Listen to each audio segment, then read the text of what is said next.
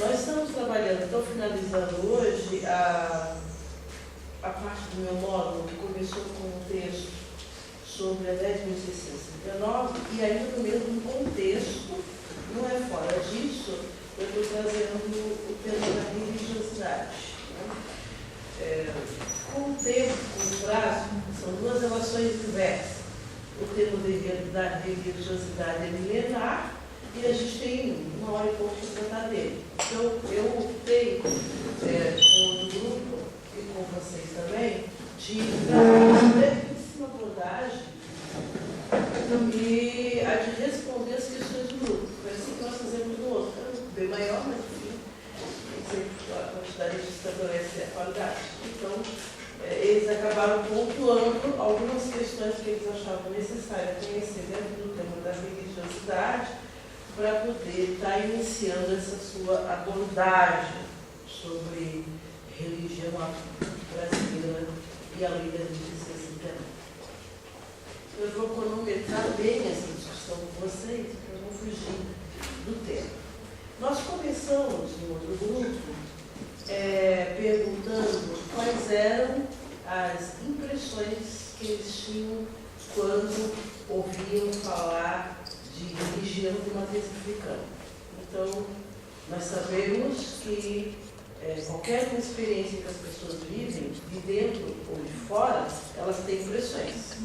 Então, nós gostaríamos de ouvir de vocês quais são as impressões que vocês têm, qual é a sensação que vocês têm quando escutam religião de matriz africana.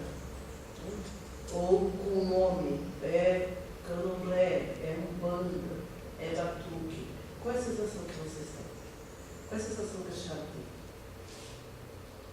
Aqui me vem a cabeça, não é para fazer juízo de valor nem filtragem.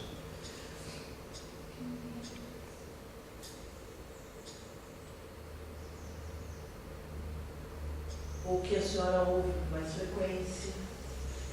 Isso aqui, os estudantes eles têm muito preconceito quando falam. Professora de ensino religioso, mesmo que não trate de religião especificamente, né? Lá vem a professora falar de Umbanda, né? E ela, na verdade, sim, eles têm muito esse preconceito hoje. Eu ouvi, ouço, ainda tenho, né? A ideia, quando fala, é de trabalho.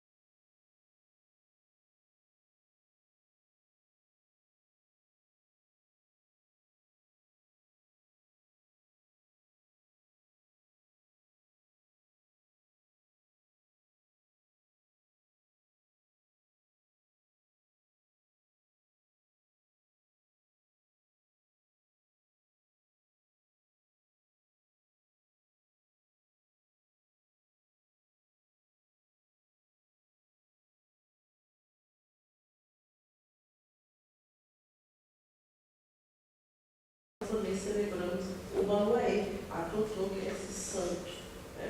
Que usa a pá. E a Yansan, por não ter utilizado, ganhou do Ogum, a afinidade com o Ogum, ela ganhou o direito de usar a espada, né?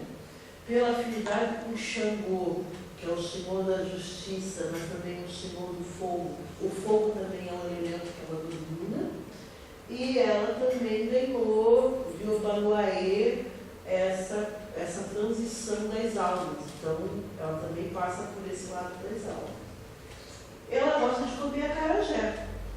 Então, eu vou numa lugar onde tem um bambu e deposito os acarajés para ela, que ela gosta. Então, às vezes, quando a gente vai em alguns lugares, a gente vê as oferendas que cada adepto oferece, porque eles são ligados à natureza.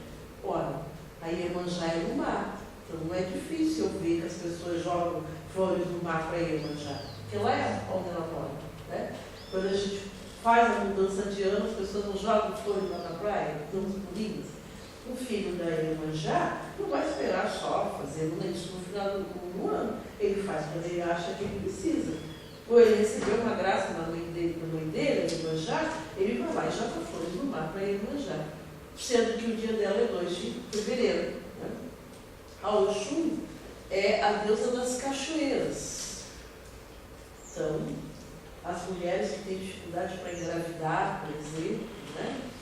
Que elas têm da maternidade, então elas oferecem quindim para o Oxum. Ela gosta, ela é doce, ela é da riqueza, ela é da beleza. Né? Quando ela chega, ela traz, as filhas dela ficam nessa posição na maioria das vezes, porque aqui representa um espelho, né? Ele é da beleza, então ela fica se olhando no espelho. Ela é representada pela mão dourada também, em alguns lugares, né? E ela é muito doce. As filhas da Oxum são muito choronas, né? São muito sensíveis, e ela gosta de receber quindim. E o lugar onde se leva o quindim é na cachoeira. O Xangô, ele gosta de comer quiabo. Ele é sincretizado com os orixás da justiça. Aquele que escreve na tábua, né? No repertório católico, ele também é um orixá do fogo, ele controla o fogo, ele é forte. As pessoas cuidam com muito cuidado com o Xangô, porque como ele é da balança, da justiça, ele trabalha no equilíbrio. Né? Então, ele não gosta das coisas desequilibradas. As pessoas que são filhas dele têm que ser pessoas muito corretas, porque ele diz às vezes assim, Xangô castiga quem não é justo, quem não é honesto. Então isso, as pessoas inclusive também incorporam na personalidade, né? Uma filha de Oxum, é isso que eu falei, é sensível, se emociona rápido. Aí a gente começa a dizer, aconteceu alguma coisa, olhou, isso aí, é filha de Oxum mesmo. Começou a falar que é filha de Oxum. Né? Se já é linguaruda, braba, só podia ser da Yansan mesmo. Né? Então, esse arquétipo do orixá, ele vai sendo definido na característica da pessoa. É mais ou menos assim, não é igual, absolutamente não é igual. Mas a gente vai incorporando no cotidiano como algumas pessoas incorporam a característica de ser daquele signo. Né? Então, tem esses elementos que a gente lida. O filho de Ogum é um guerreiro. O Ogum é São Jorge, a gente sabe lá no sincretismo, mas no candomblé, como não tem sincretismo, o Ogum é um guerreiro africano. O Oxóssi é aquele que lida com as matas, com as folhas. Os sincretismos são os indígenas do Brasil, ou com São Sebastião, aquele que morreu flechado. E o Oxóssi, o filho de Oxóssi, é uma pessoa de raciocínio rápido, de movimentos rápidos, é ligeiro, como confere a personalidade indígena. As filhas de Iemanjá, a Iemanjá, alguns dizem que é a mãe de todas os orixás, dos mitos. Então, elas são aquelas que cuidam muito das pessoas, elas se preocupam das pessoas. Geralmente são um pouquinho mais fortes do que as filhas de Anhansã, que são mais envias, têm seios maiores, têm uma aura de serem mais tranquilas do que as filhas de Anhansã, e um pouquinho menos emotivas, mas não muito, porque as filhas do Oxum são cuidadoras, são zelosas. Essas são as filhas da Iemanjá. Iemanjá gosta de manjar branco, também, além das flores brancas. A Oxum gosta de flores amarelas. Oxóssi de flores do campo. Xangô gosta de milho. O Baluaê a gente oferece um copo de leite, uma flor, um copo de leite. É dificílimo de achar. Ontem ainda achei duas. Tem? Tem. É bem merecido. Então é dificílimo, né? A Inhansã também são rosas amarelas. Ou girassol também, que é uma flor já. São vários, mas assim, tem umas que gostam mais disso ou mais daquilo, porque também elas são muito individualizadas, elas têm identidade. A energia da Inhansã, ela pode ser de muitas pessoas acessadas. Eu sou filha dela, outras pessoas também podem ser filha dela. No entanto, para cada pessoa, ela vem com uma característica que define a singularidade dela. Né? Então, a Inhansã de umas gosta mais rosa, amarela, e as outras, a mãe gosta mesmo de girassol. A Nanã é a mais velha das mulheres. No catolicismo, ela é sincretizada com Santana, que é a avó, né? A gente chama a Nanã, vovó Nanã. Ela geralmente se manifesta bem afiada, com passos bem lentos, né? A cor dela é lilás, que é a cor de santos velhos, na maioria, o maioria também usa lilás. E ela vem bem arcadinha, com passos bem lentos, né? A gente chama ela de vozinha, vovó Nanã. Acho que eu estou falando todos os escorpiões, os chosses e as vejadas, né? E o primeiro de todos é o orixá Exu. Esse orixá, dentro do mito da criação, ele foi mandado primeiro, né? Para abrir os caminhos do mundo. Então, por isso que a oferenda para o Exu é entregue na rua. Se cada um tem um elemento na natureza, como força da natureza, e cuida de um lugar, né, elemental, cuida da massa, cuida das cachoeiras, cuida do vento, cuida da trovoada. Exu, ele foi o primeiro, falei dele por último, mas ele foi o primeiro, né? E ele foi mandado para abrir os caminhos. Então, cada vez que eu quero pedir alguma coisa para ele, ou agradecer alguma coisa que eu recebi dele, eu vou lá na estrada e deixo lá.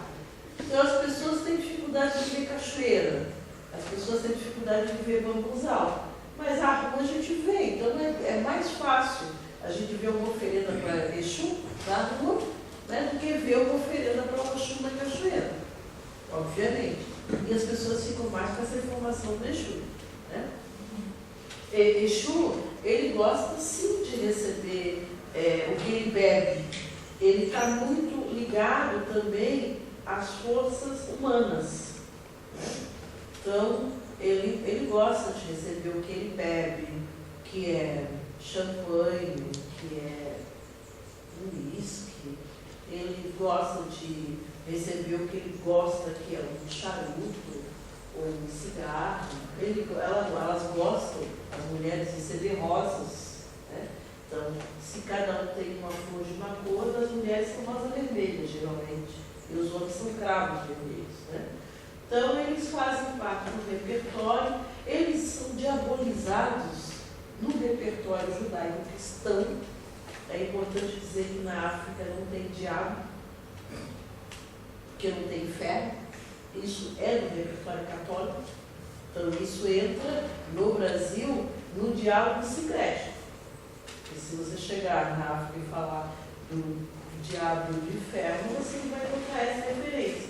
Você vai encontrar, sim, o bem e o mal, porque as pessoas têm isso. Mas isso O relacionado... também não tem. Oi? O budismo Também não tem. Então parece que há uma É. convergência de muitos elementos, pode ser com o próprio budismo. Isso. Os indígenas também não têm. Eles têm Tem o bem e o mal também. O bem e o mal, sim. Né? Porque isso está relacionado com a parte humana. E com energia. E com energia, basicamente com energia. Então, você, quando trabalha nesses universos de religiões de matriz africana, é exatamente isso. O que é predominante? É a energia. Então, uma pessoa às vezes chega pedindo ajuda nesses lugares, e o que é pedido nela? É a energia dela. Se a energia dela está boa, se a energia dela está em desequilíbrio, e o que é trabalhado nela? O foco é a energia. Então, obviamente que o que se pluralizou são algumas experiências que as pessoas tiveram, sei lá, que tiveram, ou que ouviram sobre isso que ela falou, fazem trabalhos. É porque o elemento, ele é diferente de outros elementos. Se você for, por exemplo,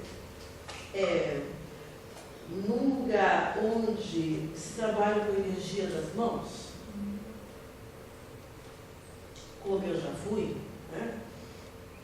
Você vai ver aquela pessoa, ela foi preparada para recorrer com cores, com pedras, com plantas. Isso tudo são trabalhos. Na nossa linguagem espiritual são trabalhos. Isso vai depender de cada elemento. Nós, os da religião de matriz africana, o orixá nos dá o domínio também de fazer trabalhos com esses elementos. Ora, vamos. Então, eu posso usar a água da cachoeira para dar um banho numa pessoa se ela está desequilibrada energeticamente, porque o Oxum deu esse poder, para quem é filho do Oxum, trabalhar com esses elementos. Eu posso dizer, não, está precisando de um banho de pipoca, porque o Obaluaê tem na pipoca a energia do equilíbrio. Então ele passa a pipoca nas pessoas, a gente chama flores do Obaluaê a pipoca, ela está estourada. Né? Então, ele passa a pipoca na pessoa como uma forma de limpar a energia daquela pessoa. Isso são trabalhos. De que trabalhos as pessoas falam? Isso são dons que o sacerdote de um bando do candomblé adquire a partir do momento que ele é iniciado nesse livro. E que, obviamente, a iniciação não é uma coisa que eu dormi e acordei. A iniciação é como qualquer outra religião. Ele passa por cargos hierárquicos. Então, ele é um iniciado, depois ele passa, por exemplo, na Umbanda. Ele entrou, ele passa por um período de preparação. Então, ele vai no terreiro, mas existe um lugar, que é um lugar que a gente chama de assistência, que é onde a sociedade vai e fica, mais ou menos onde vocês estão para estabelecer o território, né? E o terreiro, que é mais ou menos onde eu estou. Okay? Então, todas as terças-feiras e sextas-feiras tem sessão, por exemplo, na minha casa. Terça-feira é Beto Velho. Então, as pessoas saem das suas casas, o médium sai, e as pessoas que se julgam necessitadas também saem e vão para esse lugar. Sendo que o que está aqui é o que vai oferecer ajuda e o que está ali são os que vão procurar ajuda.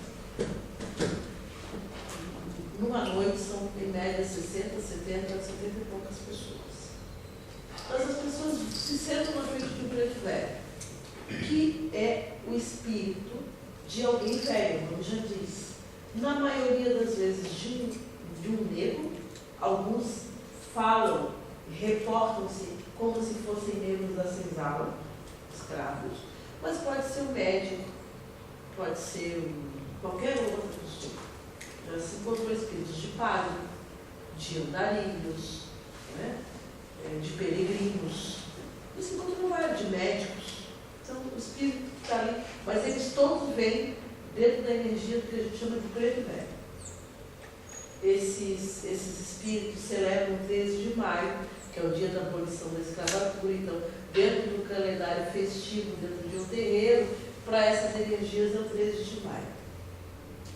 A pessoa senta ali, ele tem uma linguagem meia catiça, é um português antigo, mais ou menos como os negros velhos tentavam, na imposição de que eles não poderiam falar o português, eles eram a língua africana, e eles eram obrigados a falar o português, havia uma transmutação da língua, né? Vosso ser, vosso ser, e eles acabam trazendo um pouco isso na linguagem. Você identifica esses traços e traz expressões que são, às vezes, língua banta.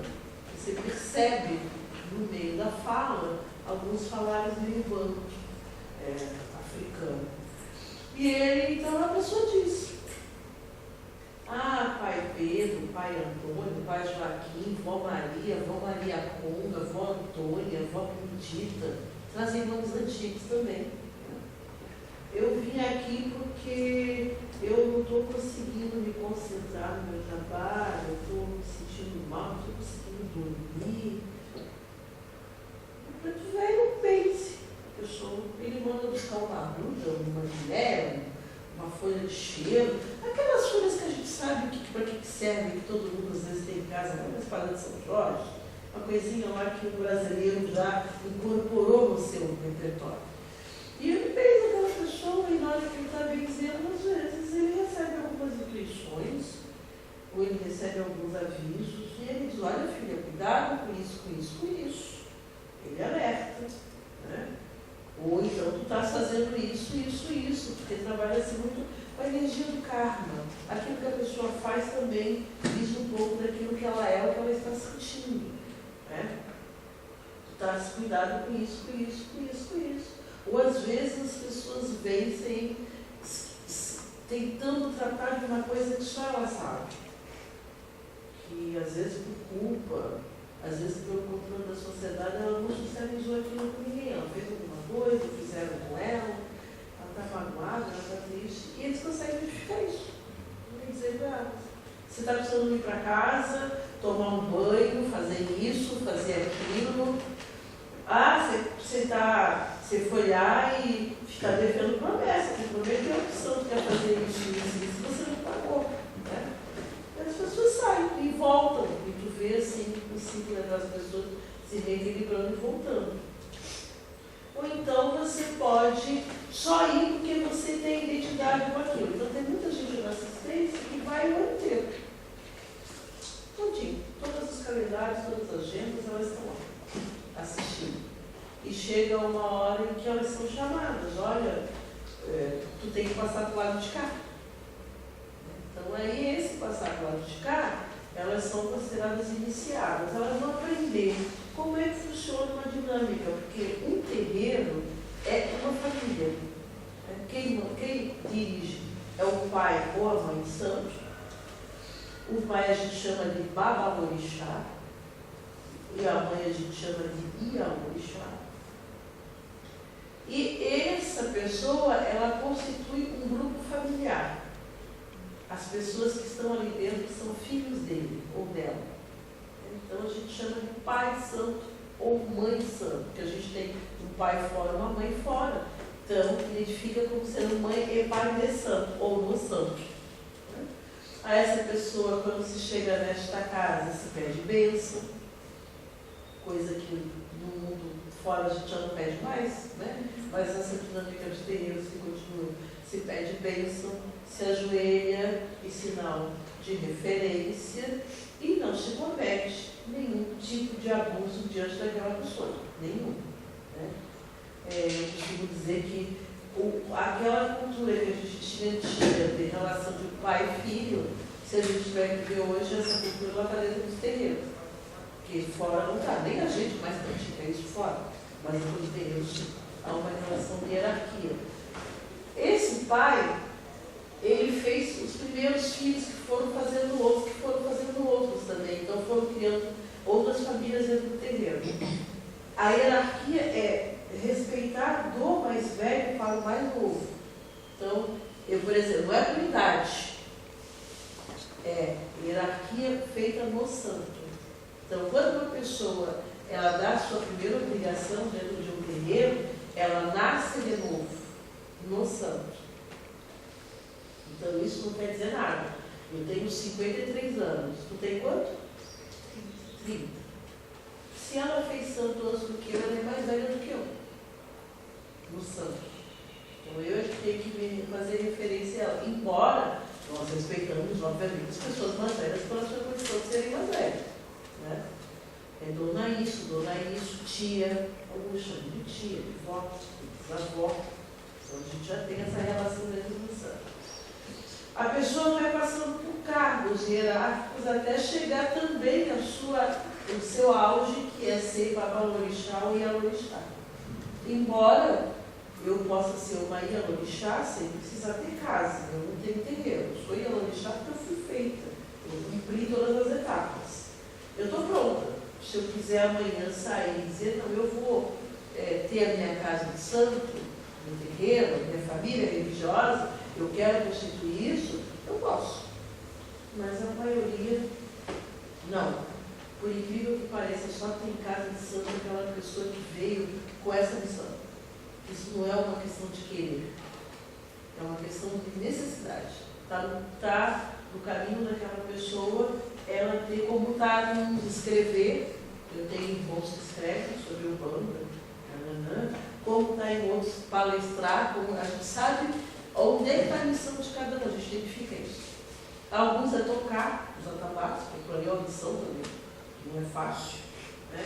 Alguns é servir o santo, que são as pessoas que estão dentro do terreiro, que não têm manifestação mediúnica, como os outros têm, e que a função delas é servir os santos, cuidar da assistência quando as pessoas chegam.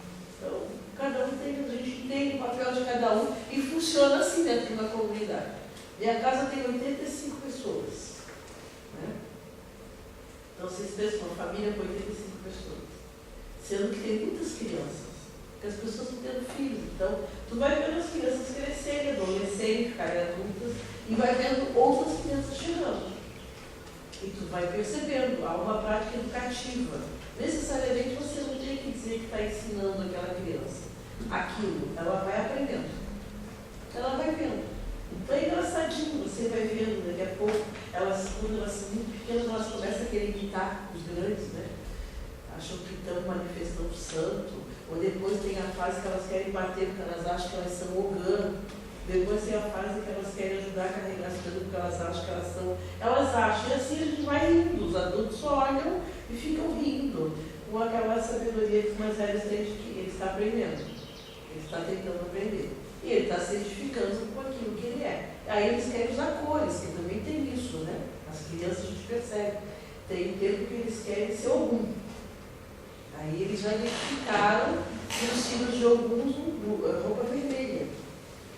Aí eles pedem aquela roupa. Tem época que elas querem ser filhas de Inhaçã. A Inhaçã usa amarelo, não bando. Não é vermelho. Então elas querem roupa amarela. Então elas vão se identificando e é esse o processo de aprender. Nós não trabalhamos lá, nos espaços religiosos, com aquilo que se trabalha fora, que é falar sobre práticas negativas das religiões. Porque a gente não fala para isso. Então quem fala sobre as práticas negativas das religiões africanas é quem está de fora. Porque quem está de dentro não se vê desse jeito. Não é? Muito pelo contrário. É muito difícil. Essa missão que se diz que a gente tem, que é de caridade. É muito, muito difícil. Tem horas que você pensa, será que eu vou dar conta? Quando chega numa terça-feira, eu chego no terreno, que eu olho, aquela assistência está lotada, eu digo, meu Deus, será que eu vou dar conta? Porque eu saí do trabalho, já fiz isso, já fiz aquilo, deveria fugir. E às vezes uma coisa que, por exemplo, terça-feira passada, eu acho que nós estávamos lá, já era meia-noite, já tinha gente sentada esperando o processo de justiça. Então, a gente levanta dali depois, vai para casa, mas tem trabalho no outro dia, tem uma série de coisas. Dependendo da energia que a pessoa tem, isso também nos afeta, a gente também tem que cuidar disso. Né? Então, essa ideia social de que se pratica o mal é de fora isso. Porque de dentro nós não vemos isso. O que existe foi o que a gente já disse. Algumas pessoas, e olha que eu tenho assistido isso, felizmente diminuir muitíssimo, algumas pessoas foram criadas com a tal da prática de que esses espaços são espaços de fazer o mal. E elas estão se reeducando para isso, felizmente. Né? Elas estão se reeducando para isso. E estão evitando de trazer esse tipo de energia para dentro das casas, porque na verdade é de fora também. Né? Então, a gente tem percebido que isso tem diminuído. O que tem aumentado no Brasil é o que a gente chama de intolerância religiosa. Isso tem aumentado, isso já existiu, sempre existiu. E aí eu acho que é onde entra o trabalho da gente na sala de aula. O que eu estou falando aqui sobre a dinâmica dos terreiros são conteúdos necessários para a gente trabalhar com a intolerância religiosa. Então, o que sempre existiu? A intolerância religiosa. Por quê? Porque nós somos constituídos numa sociedade de hegemonia católica. Então, tudo que não fosse católico não era bom, independente do que fosse. Não é? Então, eu assisti, por exemplo, acompanhei de perto quando as igrejas pentecostais começaram a surgir aqui em Santa Catarina. Não porque foram da minha época, mas porque eu já pesquisava sobre temas afro e tinha pessoas negras que eram da Assembleia de Deus. Então, antes de existir essas igrejas evangélicas contemporâneas, eu assistia as pessoas serem estigmatizadas também, né? Porque as mulheres usavam saia comprida, cabelo comprido. Então, o pessoal nem dizia Assembleia de Deus, chamava Leleia. Ó, lá vem o povo da Leleia, né? Que era uma forma de estigmatizar. Me lembro que li muito sobre, em alguns lugares, que a Igreja Católica perseguia esse povo. Itajaí, por exemplo, foi um lugar que eu estudei bastante, porque também havia uma perseguição de um terreiro de Umbanda na década de 40, Itajaí, muito forte pelo padre da época, e o padre da época também estigmatizava as pessoas da Assembleia de Deus. Então, quando elas iam para a escola, eles diziam, lá vem o filho da macumbeira, que era o caso que era do terreiro, da Malvina, e lá vem o povo da Leleia. Né? Então, as mulheres, elas eram, e muito estigmatizadas, as mulheres, mais as mulheres, por causa da função submissa que elas tinham diante dos homens na Igreja da Assembleia de Deus. Então, esse estigma, ele é fortíssimo. Aqui em Florianópolis, na década de 30 e 40, os terreiros tinham que bater em lugares muito longe. Então, não é à toa, por exemplo, que a localização dos terreiros é em lugar distante. Primeiro, porque eles precisavam de espaços naturais. Né? A comunidade era pobre, não moraria nunca no centro da cidade, obviamente, que havia questão de zoneamento e social junto, étnica junto, mas também porque precisavam de espaços naturais. Eram distantes.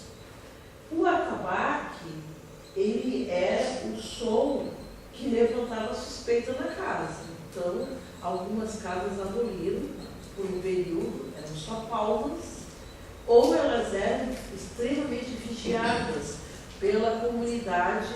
Caso a polícia se aproximasse, eles avisavam rápido para os atabaques pararem.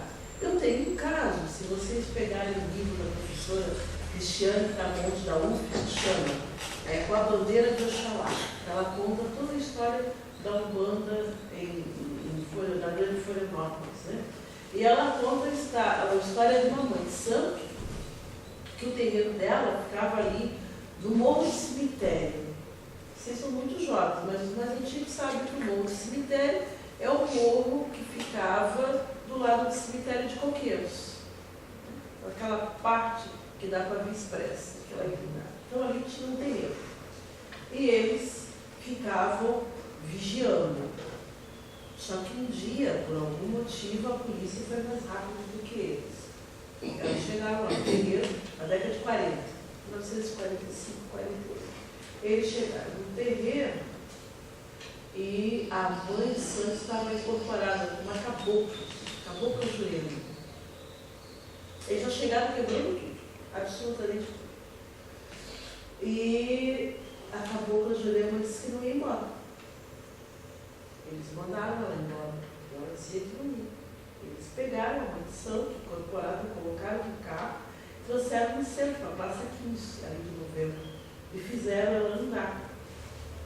No começo, ali onde fica a farmácia na esquina, e fizeram ela passar na frente da catedral e levaram até onde é a Câmara, porque ali era uma polícia, para ela ficar presa. Então, você lê no livro o relato da filha de santo dela, porque a mãe já era falecida, mas uma senhora bem velhinha, uma menininha, ela já faleceu, mas na época do livro ela estava viva. E ela contando então para a Cristiane, dando entrevista, contando que elas iam atrás, chorando, e acabou dizendo que elas não chorassem, que ela estava ali, que ela ia acompanhar a mãe de santo, que ela não ia embora, e os polícias chutando, chegaram a quebrar os dentes dela, dizendo que a cabocla tinha que pôr a cabocla dizendo que não ia. Chegou na frente da catedral, a cabocla se ajoelhou, fez o sinal de flecha, que é o sinal do caboclo, para a catedral, que eles acharam aquilo um absurdo, bateram nela de novo e foram puxando na do cabelo. Então, esse tipo de relato são vários no Brasil inteiro, não é só daqui. Mas é que se costuma dizer que aqui essas coisas não aconteceram, né? Que aqui não tinha, que era muito pouco, quase não tinha essas coisas, tinha-se. E agora, nos últimos 8 anos, nós voltamos a viver a intolerância religiosa novamente. Não tanto por parte dos órgãos públicos, eles não têm iniciativa de fazer isso, eles fazem isso a partir do momento que alguém faz queixa a eles. Né? E há então um movimento das igrejas neopentecostais, é importante dizer o nome, porque não adianta não dizer, não é questão de dar histórico. Elas estão, então, iniciando um movimento novamente de intolerância religiosa contra os terreiros. Só que essa intolerância não está só na parte externa da escola, infelizmente. Ela está na sala de aula. Eu trabalho em formação de professores do tema afro há 28 anos. 28 anos que eu trabalho com esse tema na escola. Nos últimos 5 anos eu tenho assistido no Brasil inteiro registro de professores ou de famílias que têm impedido, por exemplo, que a Lei 10.669 seja implementada nas escolas, porque as pessoas dizem que isso é coisa do diabo. Né? Ou os meninos e as meninas e as professoras que são adeptos das religiões, elas têm sinais. Eu tenho um aqui.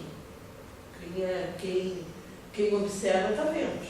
Né? Isso aqui são as minhas guias de proteção. Então, a minha mãe está aqui, Oxalá está aqui, meu pai Obaluê está aqui. Né? Também tenho aqui. Se eu quisesse usar só essas, eu também teria. Assim como as pessoas têm escapulário, Nossa Senhora, o que tiver. Né? Então, esse aqui é o símbolo da invenção. Então, eu carrego.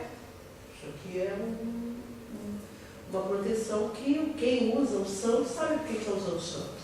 Né? Ele cria em torno de ti um território em que você se sente protegido. E assim, as pessoas de santo têm algum símbolo. É difícil não ter. Ou usam branco na sexta-feira. Sexta-feira é dia de Oxalá. Então a gente usa branco na sexta-feira. E as meninas, as crianças, elas estão sendo perseguidas nesse território por conta dos símbolos que estão usando. Algumas preferem dizer que estão doentes, como a gente teve agora o caso. Ela disse que ela raspou a cabeça para fazer o santo e ela estava com um bonezinho que passava a informação de que ela tinha raspado a cabeça e ela disse que não, que ela tinha leucemia. Ela estudou para dizer que ela tinha leucemia, para não ser perseguida, porque as pessoas diziam que isso é uma coisa de intolerância. Então, quem está cuidando do vídeo aqui?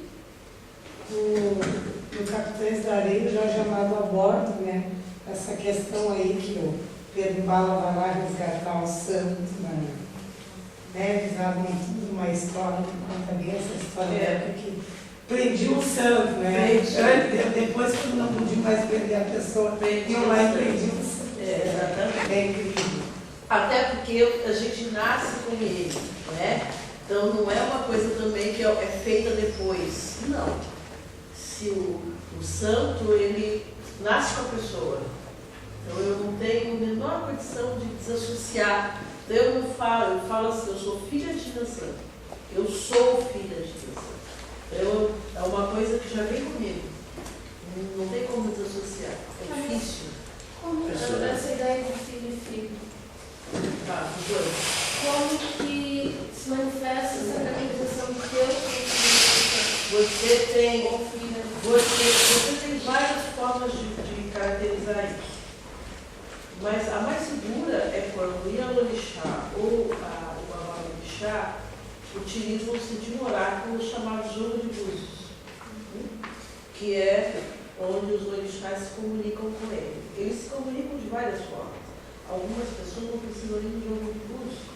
Ela chegou lá no terreiro, ela é iniciada, ela está aprendendo a cuidar das coisas primeiro, e depois ela vai ser iniciada por aprender a dança dos orixás, a ouvir aquela música, ela trabalha, e ali ela já começa a manifestar uma característica, um orixá. Às vezes nem sempre o primeiro que ela está manifestando é o pai ou a mãe dela, é uma energia, é o canal dela que está aberto e ele se manifestou. Então a forma mais segura é essa pessoa que é o responsável pela casa, ele pedir permissão para esse oráculo, para esse fato, e ele manifesta o que é o santo da pessoa. Na Umbanda nós temos dois, que é o santo de frente e o santo que vem junto com ele, que a gente chama pai e mãe.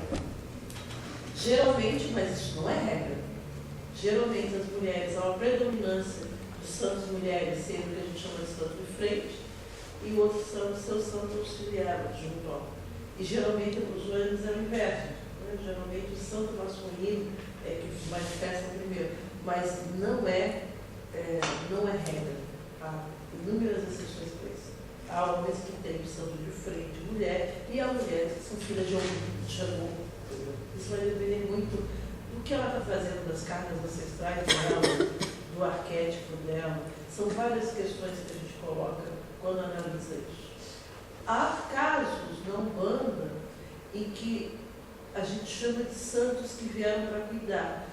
Pessoas que estavam passando por um tipo de necessidade, elas não estavam observando o que estava acontecendo em volta, e o orixá então ele veio para alertar que aquela pessoa está precisando de algum tipo de cuidado. A gente chama de santo que cuida. Ele me cuidou, o Ogum me cuidou, é filha de Inhansã, mas foi o Ogum que cuidou, o Ogum que trouxe aquela pessoa até o terreiro, o Ogum que encaminhou aquela pessoa para que ela recebesse ajuda, como se fosse um pronto-socorro espiritual, mas ele não é o pai dela.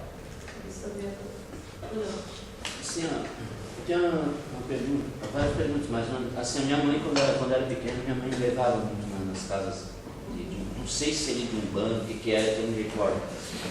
Uma delas bem famosa é lá a Umbanda e o Candomblé não precisa necessariamente as pessoas que frequentam ter a casa terreiro, como você fala. Né? Lá na Campo Duno, por exemplo, tem uma senhora muito famosa, eu sei que o nome dela é muito conhecido, que era a Dona Adelaide. A minha mãe me levava muito ela lá em Campo Duno. Mais uma vez aí que vem a perguntar, ela me levou, ela levou eu junto numa casa que tinha um homem, todo de vermelho, com trajes femininos todos e tal. E aí, atualmente, eu estudando, eu percebi que aquilo parece não ser nem candomblé nem Umbanda. Existe a tal da Quimbanda? Aqui não mais. Antigamente existia uma casa. Existia. Porque eu acho que... E ela não é matriz africana? Quimbanda? Ela é uma derivação, porque veja bem, tem ritual diferente? A africana que mantém o traço é o candomblé. Candomblé. Esse aqui é o africano. Os outros são criados no Brasil, ou são sincréticos, como é o caso do Batuque no Rio Grande do Sul.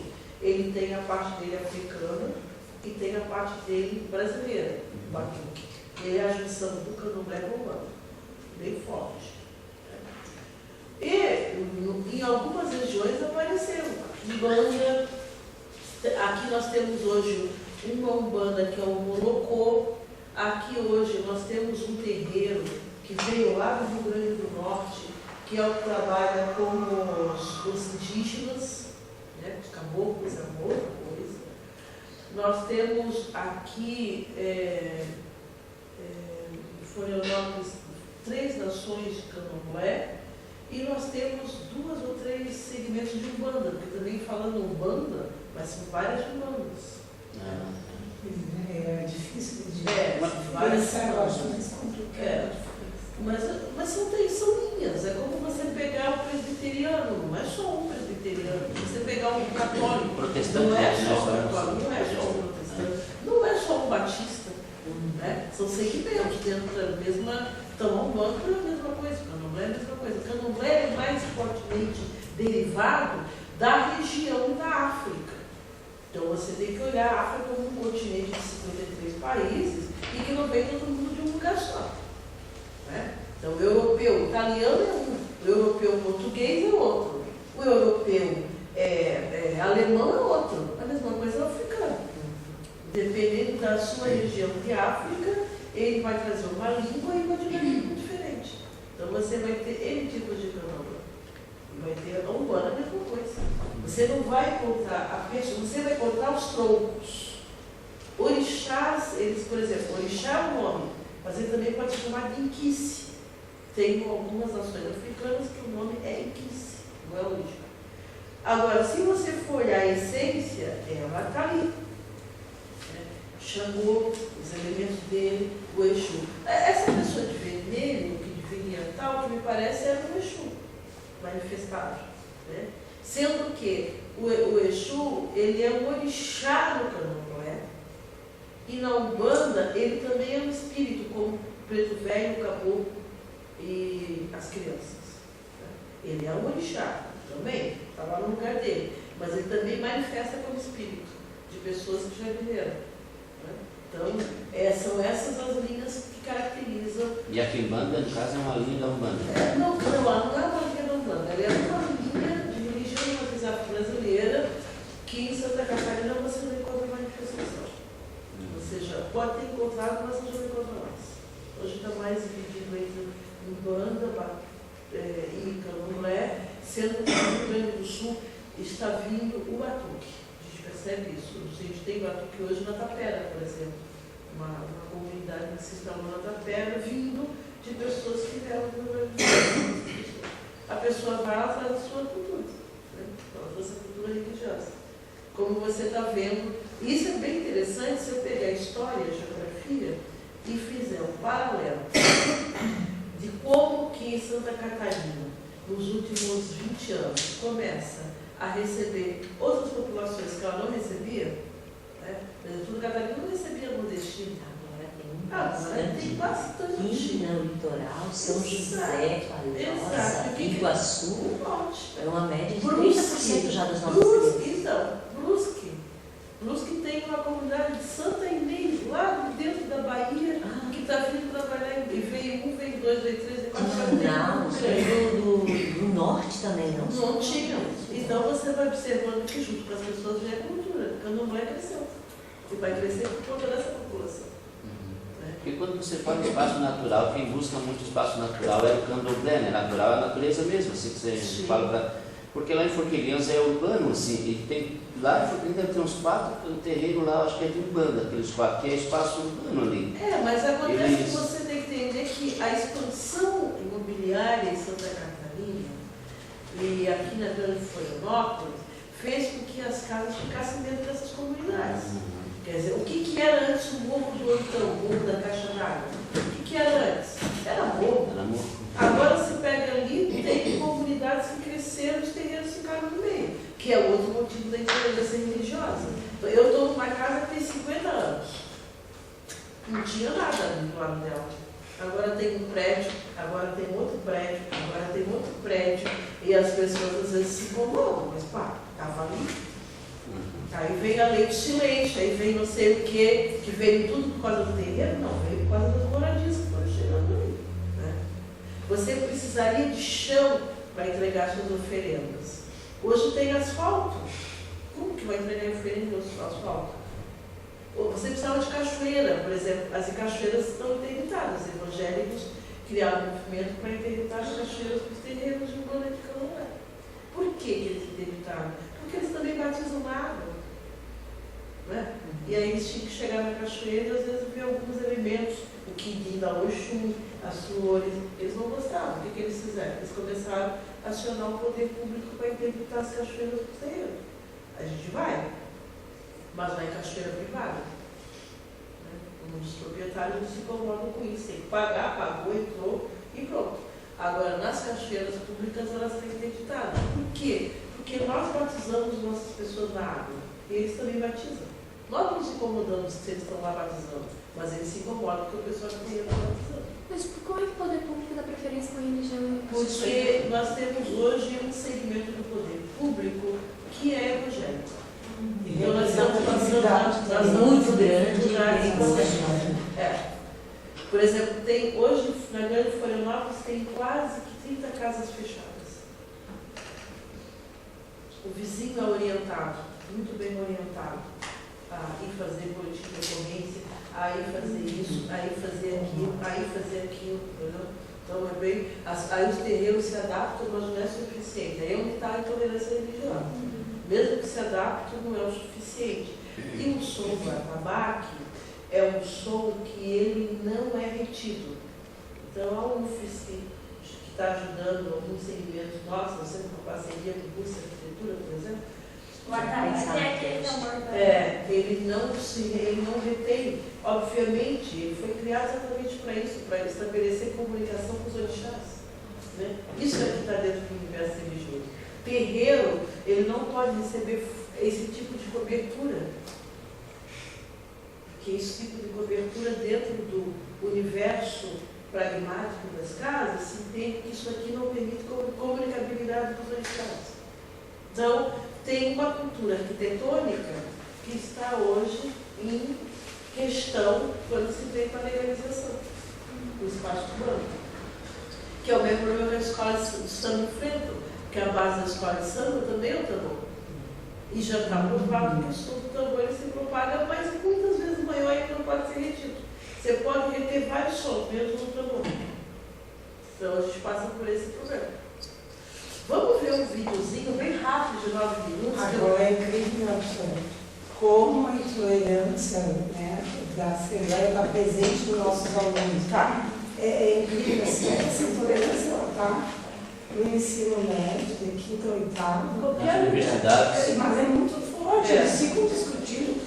Eles têm aquele senso comum da questão do demônio. Até eu discuto porque o senso comum costuma dizer que o Exu, que é o orixá que representa o demônio, sabe que está associado à cor vermelha? É o senso comum costuma dizer, né? Quando eu falo, quando já passo aquele vídeo dos orixás, ou até mesmo nesse filme, no Besouro, que também, né, traz um pouco do tema, aborda o tema da religiosidade, cada centro ele tem como do. E aí os alunos dizem, olha, esse é o do diabo, esse do Exu, não sei se é casal. Mas se você for trabalhar com a lei da justiça 69, eles não querem, porque eles dizem que é do diabo. Se você apresentar suas manifestações, quer dizer, isso aqui é um orixá, isso aqui tem relação. Eu tinha uma Iemanjá, mas arrebentou. Ou eles queriam, porque que era preto, que Iemanjá, era o sincretismo, e eles queriam, e uns tinham medo de pegar. Agora arrebentou, tem até que ver outros, mas eles tinham uns que chegavam mais perto, eles queriam saber o que era. E a gente tem que trabalhar o seguinte, e é uma intolerância prejudicial, porque o Estado brasileiro é laico. Né? Então nós temos que trabalhar com a filosofia das religiões, não é fundamento. O fundamento fica dentro do terreiro, do templo, o que quiser, da igreja. Tem que trabalhar com a filosofia. O que é? Porque as crianças também têm curiosidade. E uma coisa que é interessante é o seguinte, Santa Catarina, 90% dos adeptos das religiões de matriz africana são brancos. É isso. Então essa ideia de preto também cai por terra. É porque os pretos, os negros estão negando isso também, porque eles são... Não é uma questão de base censitária. É porque muita gente, se você for trabalhar pelo coeficiente, nós somos 12% da população. A maioria do que faz capoeira também é branco. Entendeu? É por base, não é que os negros não estejam lá. Eles estão. No entanto, A maioria da prática é de pessoas de... E também tem uma relação com o poder aquisitivo, né? Em alguns lugares tem.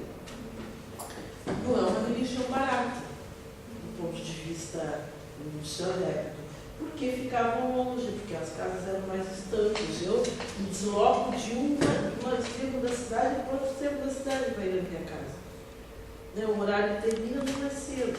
Eu fico às vezes até meia-noite lá, então eu vou depender de ônibus, não tem como. Eu vejo muita gente negra na assistência, mas pouca do lado de cá. Isso é uma coisa. Agora, e obviamente que daí a questão social eu vejo do outro lado. Eu vejo que a população evangélica, no geral, ela tem um poder aquisitivo mais baixo e atende a comunidades mais pobres. E aí eu vejo a população negra em torno disso. Mas se transporte também, porque eles enviam transporte para levar para a igreja, se a igreja manda. Mas eu percebo que há uma tolerância da população negra, porque ou ela é uma ex-umbandista, ou alguém da família é. Então a gente consegue ir nas comunidades, pessoas do movimento negro, e daí eu escuto as pessoas falando isso.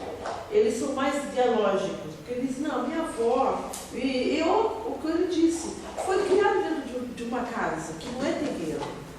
Então, a minha avó é filha de escravos. Avó. Minha avó, em casa, ela me dizia com uma preta velha que era Maria Conga, não era terreiro. Era uma preta velha. Arca caída, Isabela, não sei o quê. E eu ficava ali correndo naquela função. Só fui me dar conta disso quando um dia alguém me perguntou, a avó tá? E a minha mãe disse, não, a avó já foi. E eu disse, mas a avó tá ali. E eles começaram a rir. E aí, quando no riso deles, é que eu percebi que tinha alguma coisa.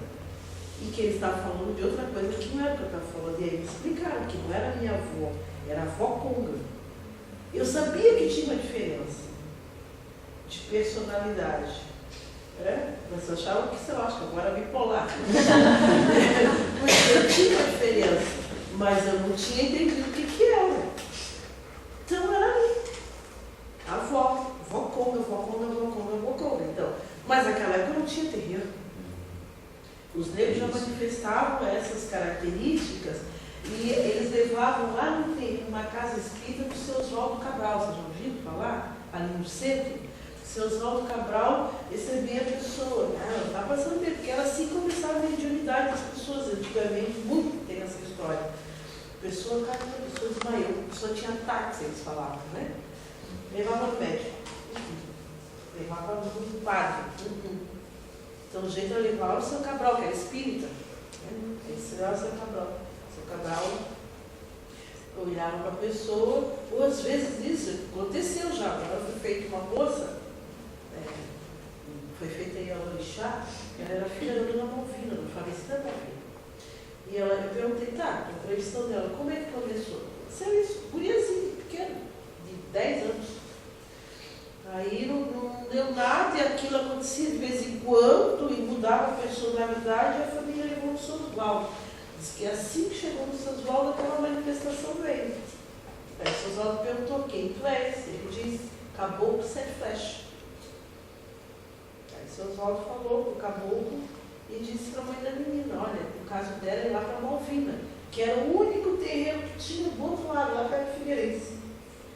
E muita gente foi para Malvina levada pelo centro espírita do São Oswaldo, que conhecia, que sabia. Isso é uma boa relação, então. Exato, certificava que era espiritual, só que não era espiritual no catecismo. Então, vocês verem como isso acontecia. Há alguns terrenos catecistas que permitem a presença do caboclo ou de um preto velho, embora às vezes muito disfarçado. Mas eles aparecem, eles estão ali. Esses hospitais de cura que existem, né? Aquele hospital que tem espírita, eles não fazem cura deles sem preto velho, sem o caboclo. As pessoas vão lá e não sabem disso, mas eles estão lá. Eles é que são os protetores do campo energético do hospital. É o caboclo e o preto velho, que são da Umbanda.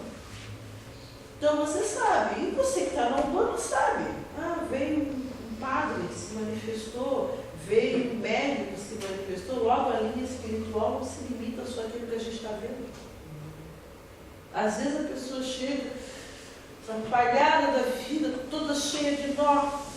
E aí ele disse, não, é a tua avó que está querendo dar um recado. Alguma coisa que está acontecendo, alguma coisa que está acontecendo. Está dizendo para fazer isso. A pessoa vai. A gente sente isso, eu estou andando pelo calçadão, de vez em quando dá uns negócios, dá uns arrepios, a gente fica bem, ou dá uma baixa de energia, começa a puxar. O campo universal é energético. Para qualquer coisa, um budista sabe, um japonês sabe, um espírito budista, e o católico também sabe. Tanto é que a maioria dos consulentes das casas de Umbanda são católicos. Aqueles que disfarçam, que não vão, mas vão. Quem é que pula as ondinhas? Quem é que tem espada de São Jorge? Quem é que pensa no sauroso? Não é?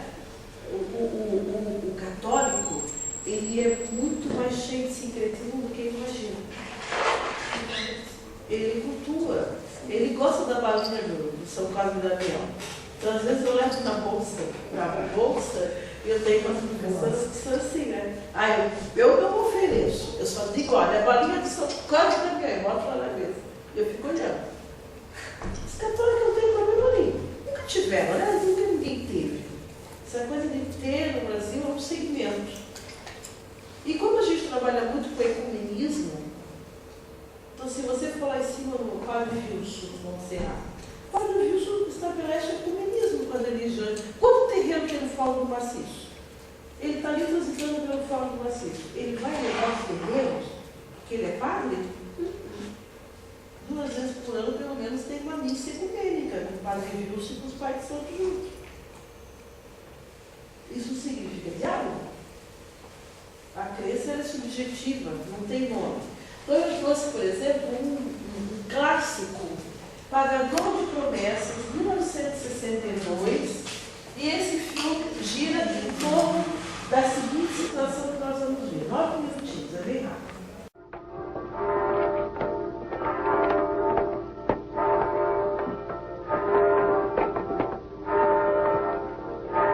O que é que você está fazendo aí?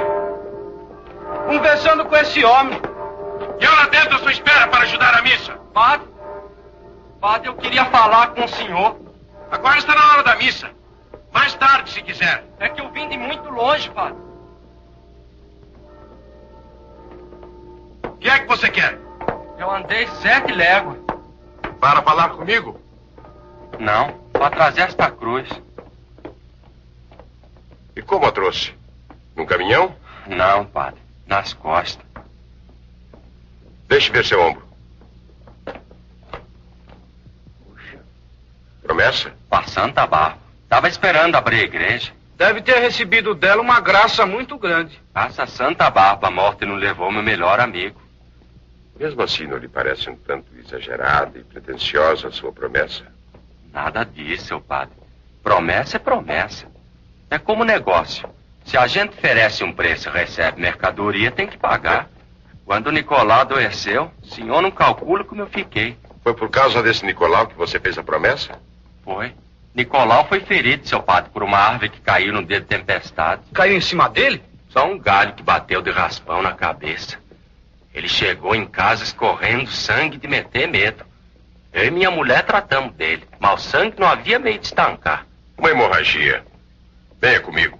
Vai, estamos atrasados. Vamos, filha, vamos para a missa.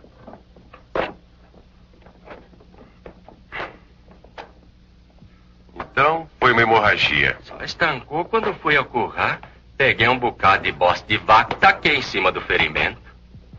Mas, meu filho, isso é um atraso, uma porcaria. Foi o que o doutor disse quando chegou. Mandou que tirasse aquela porcaria de cima da ferida, que senão o Nicolau ia morrer. Sem dúvida. Eu tirei.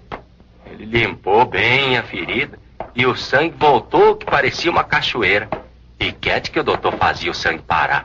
Sopava algodão, mas algodão nada. Era uma sangueira que não acabava mais.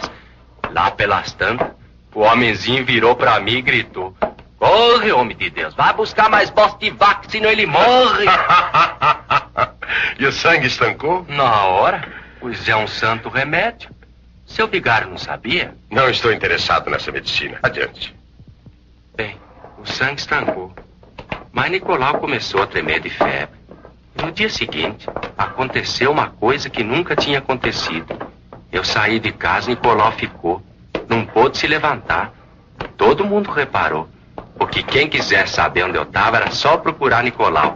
Você entrava na missa e ele ficava na porta esperando. Na porta? Por que não entrava? Não é católico? Tendo uma alma tão boa, Nicolau não pode deixar de ser católico. Mas não é por isso que ele não entra na igreja, não. É porque seu vigário não deixa.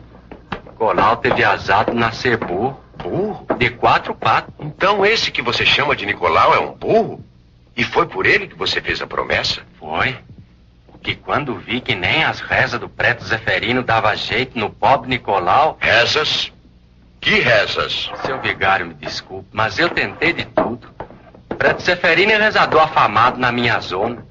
Sarna de cachorro, bicheira de animar, peste de gado, tudo isso ele cura com 2 rezas e 3 rabiscos no chão.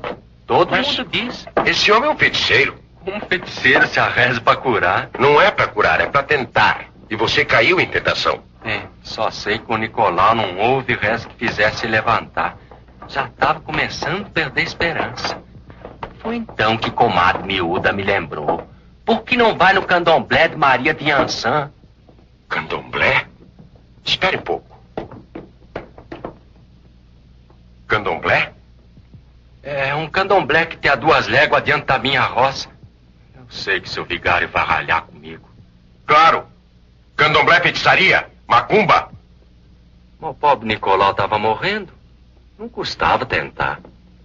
Eu fui. Contei pra mãe de santo meu caso. Ela disse que era mesmo com Yansan, dona dos raios e das trovoadas.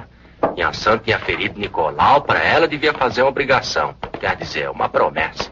Mas tinha que ser uma promessa bem grande. Porque Yansan tinha ferido Nicolau com um raio, não ia voltar atrás por causa de qualquer bobagem. Foi então que eu me lembrei que Yansan é Santa Bárbara. E prometi que se Nicolau ficasse bom, eu levava uma cruz de madeira da minha roça da igreja dela, no dia de sua festa. Uma cruz tão pesada como a de Cristo. Tão pesada como a de Cristo? O senhor prometeu isso a... Santa Bárbara. A Yansan? É a mesma coisa? Não é a mesma coisa, não, senhor. Essa confusão vem do tempo da escravidão. Os escravos africanos burlavam assim os senhores brancos. Fingiam cultuar santos católicos, quando na verdade estavam adorando seus próprios deuses. Não só Santa Bárbara. Muitos santos foram vítimas dessa farsa. Mas continue. Prometi também dividir minhas terras. Dividir? Com quem? Uns lavradores mais pobres do que eu. Igualmente? Sim, padre. Ah, sei. Descanse. E o burro? Sarou em 2 tempos. Milagre. Milagre mesmo. No outro dia já estava de orelha em pé, relinchando. E uma semana depois todo mundo me apontava na rua. Lá vai o Zé do burro, com o burro de novo atrás. Eu nem dava confiança. Nicolau muito menos. Só eu e ele sabia do milagre. Eu, ele e Santa Bárbara. Em primeiro lugar, mesmo admitindo a intervenção de Santa Bárbara, não se trataria de um milagre, mas apenas de uma graça. O burro podia ter se curado sem a intervenção divina. Como, padre? Se ele sarou de um dia para o outro? E além disso, Santa Bárbara, se tivesse de lhe conceder uma graça, não iria fazê-lo num terreiro de candomblé, de macumba. Na capela do meu povoado não tem uma Santa Bárbara. Mas no candomblé tem uma Yansan, que é a Santa Bárbara. Não é Santa Bárbara. Santa Bárbara é uma santa católica. O senhor foi um ritual fetichista. Invocou um falso ídolo. E foi a ele que prometeu esse sacrifício. Não, padre. Foi a Santa Bárbara. Foi até a igreja de Santa Bárbara que eu prometi vir com a minha cruz. E é diante do altar de Santa Bárbara que eu vou cair de joelho daqui a pouco para agradecer o que ela fez por mim. Muito bem. E que pretende fazer depois? Depois de cumprir sua promessa? Que pretendo? Ué, voltar para minha roça, em paz com a minha consciência e quite com a santa. Só isso? Não vai pretender ser olhado como um novo Cristo? Eu? Você sim. Você que acaba de repetir a Via Crucis sofrendo o martírio de Jesus. Você que presunçosamente pretende imitar o Filho de Deus. Padre, eu não quis imitar Jesus. Não é verdade. Eu gravei bem suas palavras. Você disse que prometeu carregar uma cruz tão pesada como a de Cristo. Sim, mas isso... Isso prova que você está sendo submetido a uma tentação ainda maior, a de igualar seu Filho de Deus. Não, Padre. Por que então repete a divina paixão? Para salvar a humanidade? Não. Para salvar o burro. Padre, Nicolau... É um burro com nome cristão. Mas, Padre, não foi Deus quem criou também os burros? Mas não a sua semelhança. E não foi para salvá-los que mandou seu filho. Foi por nós, por você, por mim, pela humanidade. Entendeu? Padre, Nicolau não é um burro como os outros. O senhor não conhece Nicolau. É um burro com alma de gente. Pois nem que tenha alma de anjo. Nesta igreja você não entrará com esta cruz. Vamos. Vamos. Padre, escuta! Prometi levar a cruz até o Tamó. Preciso cumprir a promessa. Fizesse então numa igreja. Ou em qualquer outra parte. Menos no antro de feitiçaria. Num terreiro de candomblé. Padre, eu não andei 7 léguas para voltar daqui. O senhor não pode fazer isso. A igreja não é sua, é de Deus. Vai desrespeitar minha autoridade? Padre, entre o senhor e Santa Barba, eu fico com Santa Barba. Feche a porta. Quem quiser assistir a missa, que entre pela porta da sacristia. Lá não dá para passar essa cruz.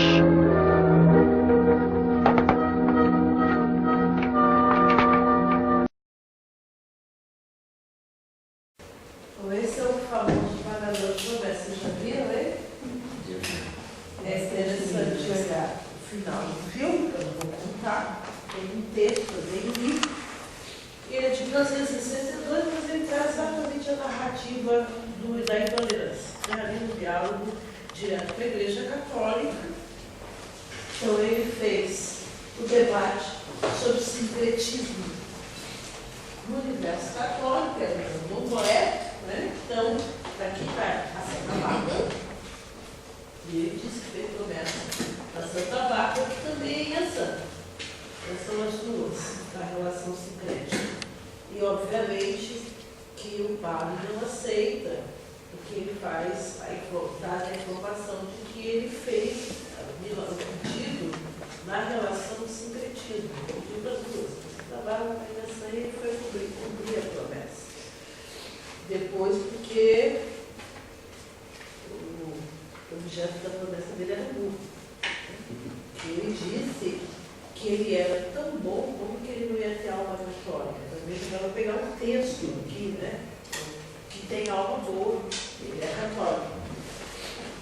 O padre, então, o pai pediu que ele entra dentro da igreja, toda a narrativa do filme em torno disso, e das mazelas que ele sofre com a cruz no pé, tentando entrar na igreja, até que no final ele morre, né?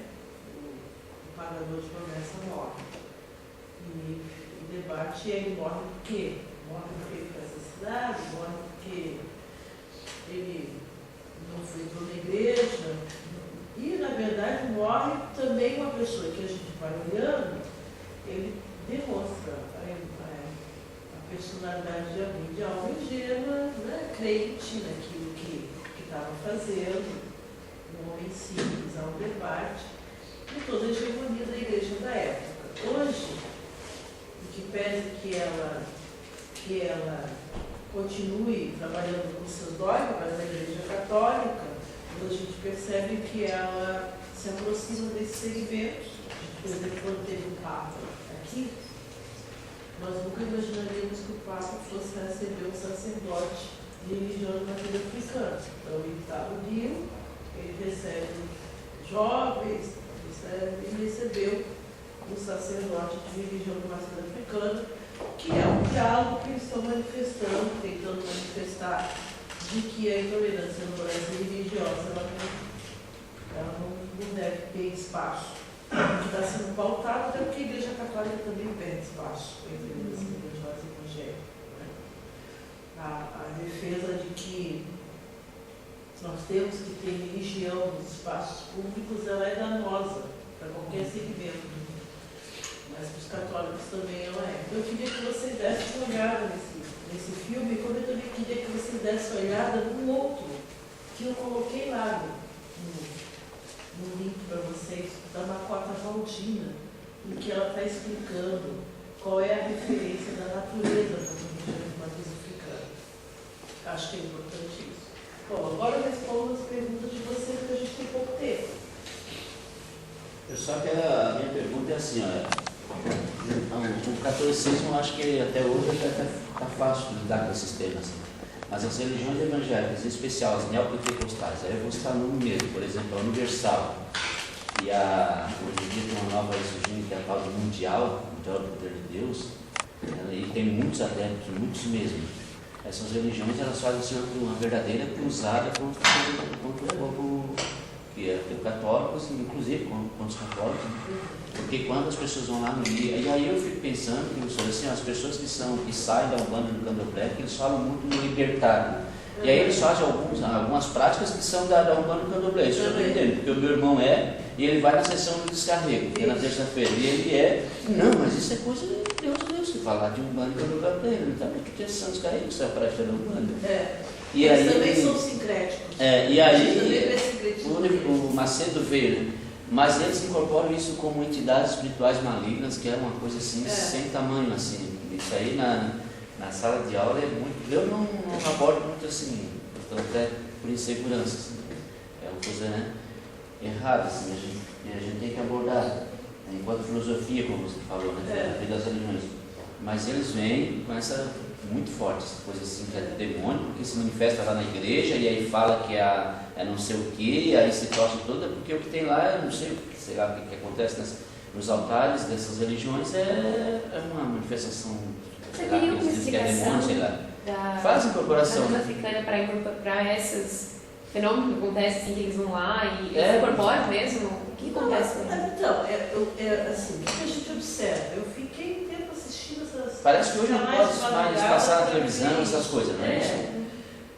Eles tinham uma época que eles chamavam pessoas, ou não eram pessoas de santo, pessoas que chegavam lá em setembro mesmo, e eles incorporavam entidades que eles diziam que era Exu, que era Pombagira, né? Eu não acredito naquilo. Obviamente que eu não acredito naquilo.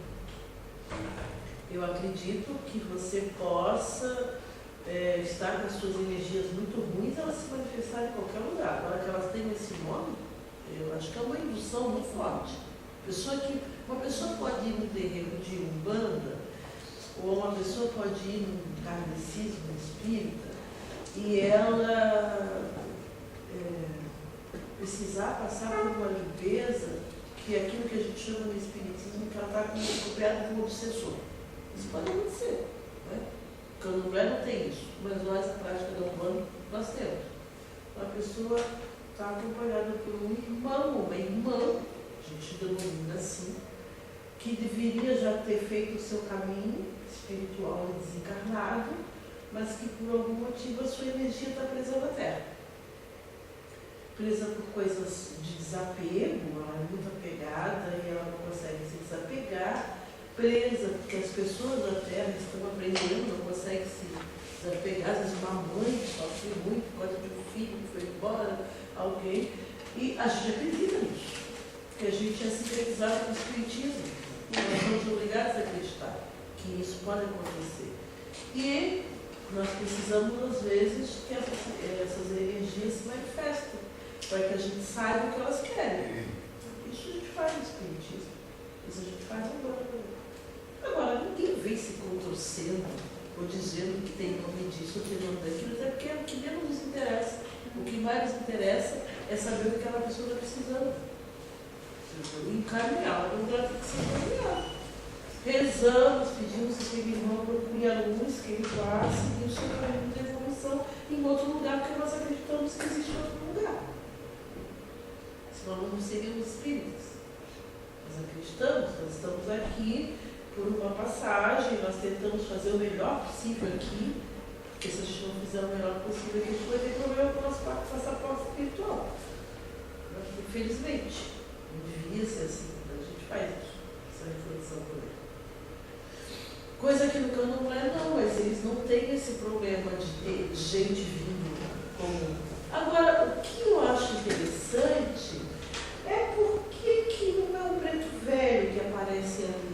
já que eles são tão doutrinadores dentro das nossas casas? Por que não é um caboclo que aparece ali? Às vezes eles têm isso de falar em línguas e que é um outro, e apenas incorpora uma entidade totalmente. Eu não entendo isso. Por que não é o espírito de uma criança que a gente sempre evoca para trazer alegria, para divertir, para ajudar, quando as crianças, às vezes quando tem uma criança que está em hospital muito mal, uma mãe chega pedindo, por favor, me ajude. Às vezes vem o espírito de um caboclo, às vezes vem de um velho, às vezes vem de uma criança, para tentar ajudar. E a gente não entende porque que só aparece exatamente aquele tipo de incorporação. Então eu passei a não acreditar fortemente. Também passei a não acreditar fortemente, porque muitas orixás e babalorixás se converteram. Isso também é uma coisa E parte daquelas informações são informações da formação delas. Tanto é que eu percebo que há um sincretismo com a Umbanda e o Candomblé nas igrejas evangélicas muito forte. O banho de descarrego, isso é da Umbanda e do Candomblé. Né? Nas neopentecostais, mais principalmente. Eles usam as flores, a rosa vermelha está aparecendo muito forte, que é o símbolo da pomba gira. E eles usam, traga a rosa, como também traz a rosa branca, que é do Oxalá, que tem um poder de descarrego muito forte.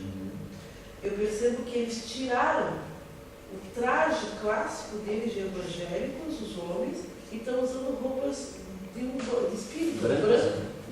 Então, aquele traje que está aqui, se vocês pegarem a história disso que a gente chama de religiões neopentecostais, os trajes dos homens não tem nada a ver com aquela roupa branca que eles estão usando, porque ele vem do terreno.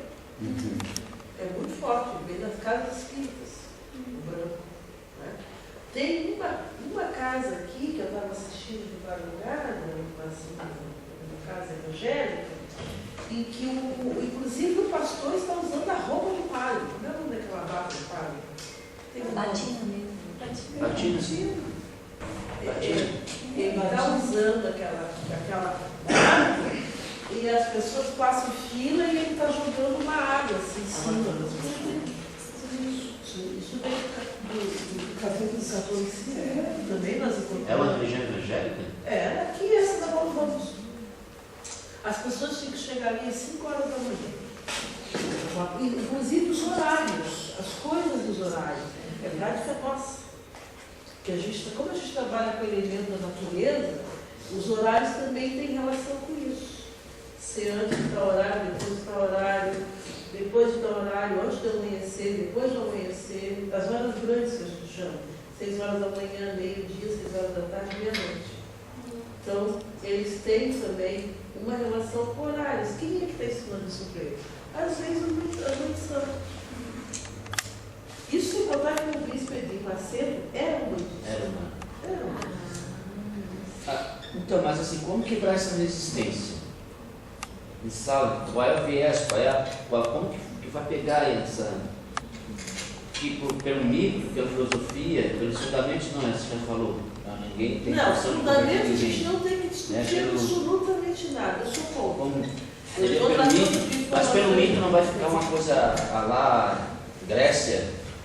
Você está entendendo o que eu quero dizer? Meio desacreditado, um negócio assim. O mito é porque é bonito. O mito grego todo mundo gosta, os deuses gregos. Como seria o... eu acho assim. Consegue um café para mim? Só para esquentar minha cabeça. Eu estou no horário de 10. Eu vou tentar no meu lugar. Veja bem.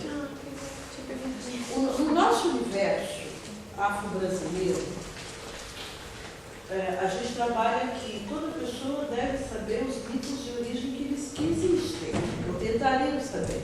Então, por exemplo, nós trazemos 3 mitos, que é o católico, eu estou escrevendo agora sobre isso, né? Então, o católico, o afro-brasileiro, que para todos, e o indígena.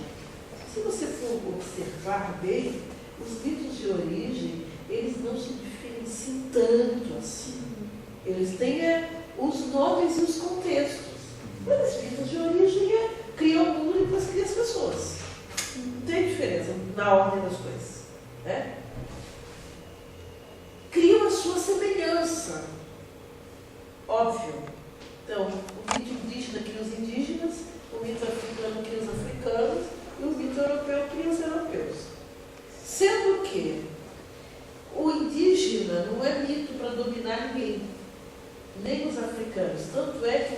debate dos mitos africanos era o fato de que as mulheres estavam no mesmo lugar no panteão que os homens.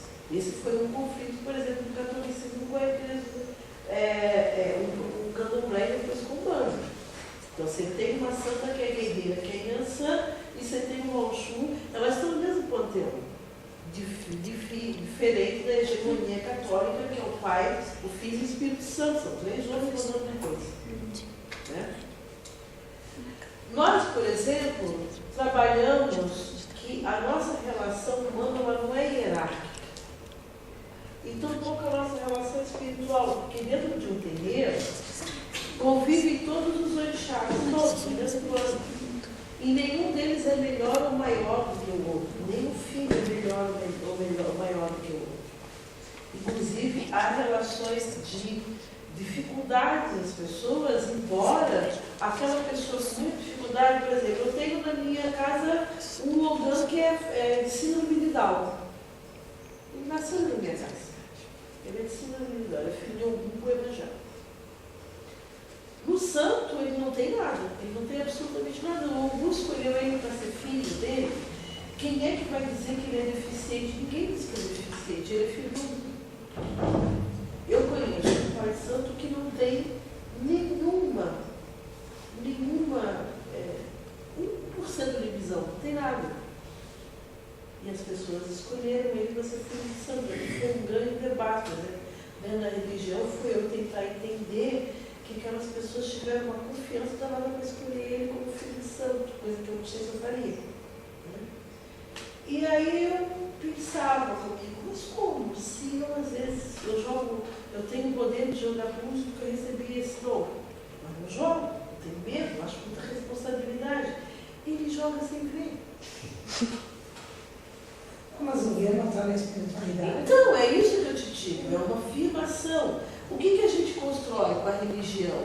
A gente constrói com a religião é que todo mundo, nas suas diferenças, porque é uma baita lição, você conviver dentro do mesmo lugar, trabalhando com o arquétipo de cada santo. O arquétipo de cada santo constrói uma identidade. E é uma diversidade na unidade, porque é diferente. E às vezes é a polaridade do negativo que aparece. É o bronco do Xangô, que ele é bronco, ele é rude, né? É a linguaruda da Inhansã, que ela é linguaruda, né? É o impaciente do Ogum, que os filhos de Ogum são impacientes. Eu estou ouvindo por aqui, saindo aqui do Oxóssi, que eles estão assim, irritantes, não se estressam com nada, porque estão por aqui às vezes demais. A chorona da Oxum, que chora por tudo.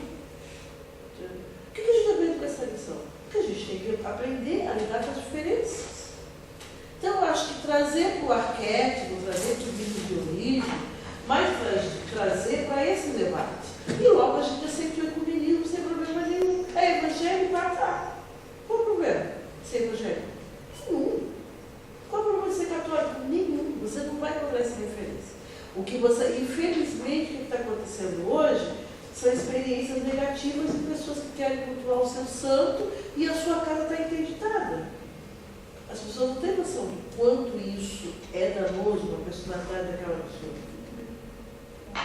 Isso sim, você está criando isso. Né? A gente sofre, eu sofro. Ontem eu chorei pra caramba porque estava tendo uma obrigação dentro de uma casa de criança e a polícia chegou e mandou parar. Fiquei muito triste com isso. Não era nem na minha casa, eu vi pelo Facebook. Meu Deus, mas como assim quebrar essa energia? Isso causa um mal danado da pessoa para casa arrasada? Por que o outro se incomoda com aquilo? Sendo que você, por exemplo, assiste, eu acho bonito da cultura da cidade, eu aprendi a respeitar isso, a minha mãe me ensinou a respeitar aqueles tapetes nossos outro espaço quanto mais oposição. Eu vi gente evangélica dizendo que iam passar por ali, iam chutar e destruir tudo. Eu vi, ninguém está me dizendo isso. Uma raiva, né? Assim, é uma intolerância, entendeu? Não é da minha religião, mas eu aprendi a respeitar aquilo. Passa na calçada. Olha, interdita trânsito, se você quisesse entrar com algum tipo de educação. Entende? Tu vê o indivíduo que está no meio da rua pública, eu digo, quero passar, eu quero passar. Não posso dizer. Ali o meio ambiente, porque Se quiser, usa o poder público para depois limpar, porque não é a igreja católica depois que vai varrer aquilo ali. Tem um monte de coisa. É o governador que levantou, é o prefeito, é o presidente da Assembleia, é o poder público, o Estado é laico. Tem cruz, né? Que argumentos eu poderia ter? Não? No entanto, eu prefiro dizer que aquilo faz parte da cultura da cidade, ponto. E vou com a minha máquina fotográfica, e como ele é nosso segundo espaço, ele é sincretizado também com o Banoé, boto a minha blusinha roxa e também vou. Entendeu?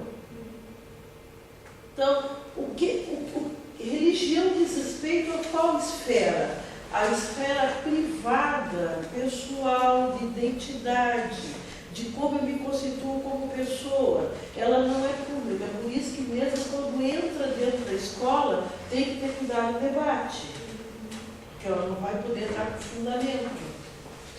Olha, tem coisas que o professor não vai responder. Fundamento, como é que funciona, lá dentro do interior. Lá dentro. Eu, como ia no orixá, é lá dentro. Não posso explicar. A nomenclatura mudou, né? Antigamente tinha professor de religião. Não é professor de religião? Professor religioso. Você não vai dar uma... Não, nenhuma. Orações cantigas, eu sei, tudo que significa prática religiosa, ela está fora. Filosofia. Então eu vou dizer, os africanos trouxeram a sua cultura religiosa de África, que teve alterações fortes no Brasil por conta da escravidão, óbvio, porque dizem que se não houvesse escravidão, cada casa teria só um orixá. Cada casa, como em África. Como houve a escravidão, foi miscigenado os grupos africanos entre si, assim é que surgiu esse tipo de terreiro que tem no Brasil, onde vários orixás estão dentro da mesma casa. Tá? Eu tenho duas questões para fazer sobre essa figura da benzedeira. Como é que está o outra figura? Já está ali, né? Tem que ir embora. Tá, sobre a benzedeira, que é uma coisa que a gente tem muito na cultura brasileira, a gente vai na benzedeira, mas a gente sabe que ela não, dentro da prática católica, ela não é assim uma coisa oficial, e nós falamos bastante da São dos Santos, mas não se fala de onde vem essa prática e das crianças, que me chama a atenção de ser uma entidade criança, porque na cultura ocidental cristã, a criança ela é vista como um sinônimo de pureza, inocência, mas não assim de sabedoria, e como que ela é encarada, então?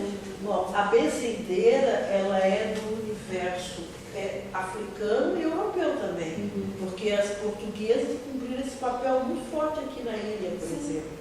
Eu digo europeu de Portugal, né?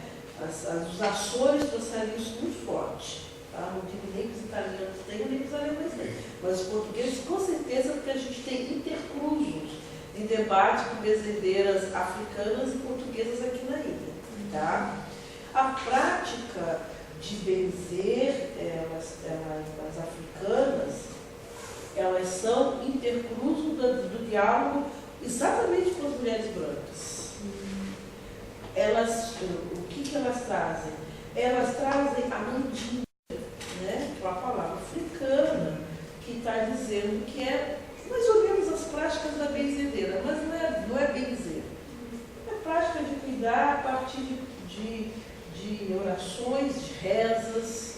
Então a gente vai encontrar isso muito forte, ligado ao fato de que elas também eram parteiras e fazer parto, estavam ligadas com essas práticas de oração, de se ver a lua, de se ver o sol, de se ver a água, de ter um santo para chamar, para invocar o Exu, Nossa Senhora do Parto. Então está relacionado com o sincretismo.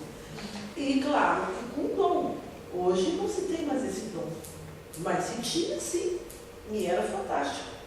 Né? A pessoa olhava e dizia, era cobreira, ela sabia fazer, porque, veja bem, o preto velho, conversando com ele diz algumas orações para algumas coisas, e tem outras que não se pode dizer, só ele que diz. Ou tem outras, esses dias eu queria aprender uma oração, e ele disse, que horas são? Eu disse, olha, essa hora eu não posso rezar. E eu não entendi ainda por quê. Também não vai nunca, porque só vem de noite, parece que pode ser até 6 horas da manhã. Então, assim, a prática também da benzer se dava pela ausência do acesso à saúde. E como você tinha que recorrer. Os indígenas têm isso, só que não chama benzer. Alguns têm. Eles usam menos os hospitais públicos do que a gente. Mas eles têm um conhecimento de botânica e etnobotânica que está associado à cura. Eles sabem para que serve essa prática. A criança, ela é exatamente essas características que tu coloca. A minha casa se chama Centro Espírita de Umbanda São Cosme e Damião. Ele é o patrono da nossa casa. Eles são o patrono da minha casa porque a filha do pai de santo, com 7 anos de idade, teve um problema de saúde, os médicos não conseguiram ajudá-lo e ele então fez uma promessa. Que se a filha ficasse curada, ele ia fazer no Rio de Janeiro uma imagem do São Cosme no tamanho dela. Então o nosso São Cosme da Damião é desse tamanho. Eu acho que tem os dois, o Cosme e o Damião. E eles têm essa função de serem doutores também, porque eles são doutores, o Santo Cosme e Damião. Se você entender a biografia do Santo Católico, eles eram médicos, os irmãos. Na referência infantil, eles também são doutores, a gente chama eles de médicos, porque eles também ajudam na cura. Especialmente se for energia de criança, ou para crianças. Embora a responsabilidade deles, a responsabilidade, ela é bem pequena, porque eles são crianças, eles esquecem o que eles fazem. Então há o mito de que cuidado quando tu pede uma coisa para o Cosme e para o Damião, que ele se esquece. Né?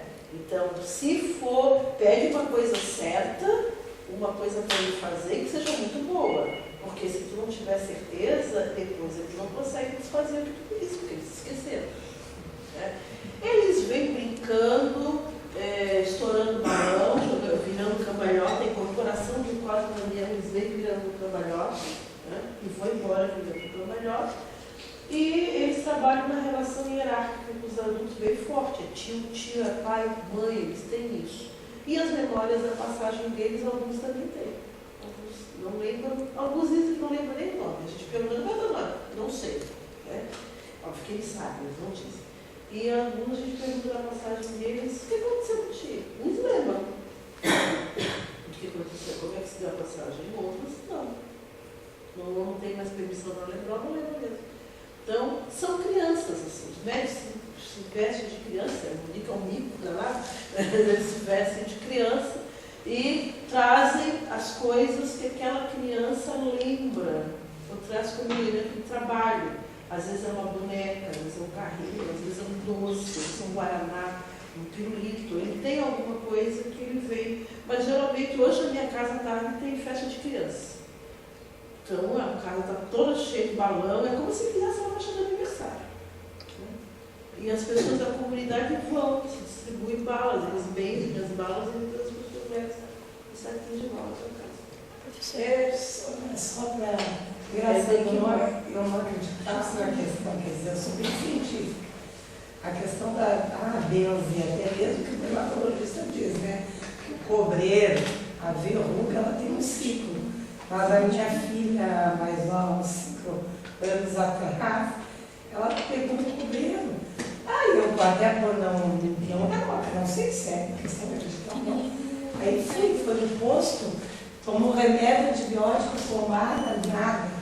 Aí o Paulo Lopes tem a cultura portuguesa, porque não é de religiosidade africana.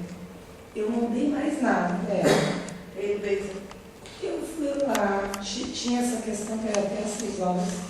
A partir das 6 horas da tarde, ela acordou. Não deu 2 dias.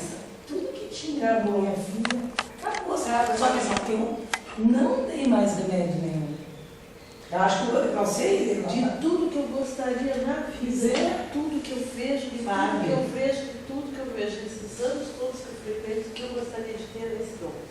Eu acho incrível. A pessoa chega numa terça-feira com alguma coisa, quando ela volta na outra, que não tem mais nada. Às vezes até eu fico olhando para ela, olhando. E assim, e não é só coisas internas, porque interna tu pode achar que a pessoa estava precisando só de. Às vezes é assim mesmo, é pedra, é dor. Eu tive dor de dente 7 anos. E dentista, eu morava no interior, fim de semana não tem dentista, aquela coisa. E tinha uma benzedeira perto da minha casa. Doía tanto que não tinha como. E eu fui. E ela benzeu. E ela falou, vai passar, só que o dente vai quebrar todinho. Mas passou. Eu saí de lá sem a dor. E realmente o dente se estraçalhou. Tem gente que tem esse. Esse é um dos poderes que eu mais acho bonito, são esses. Dos pretos velhos e benzer as pessoas, elas saem de lá animadíssimas, elas entram muito ruins, saem muito animadas, ou essas manifestações, assim. Mas é uma energia, porque eu já fui. É uma energia, não, é uma intervenção. Ele tem outro, já vou guardar minhas coisas. É diferente da católica da espírita. Não, é uma intervenção. Você fica aquela tarde, aquela noite, os tambores batucando e tu vai te sentindo. Quando sai disso.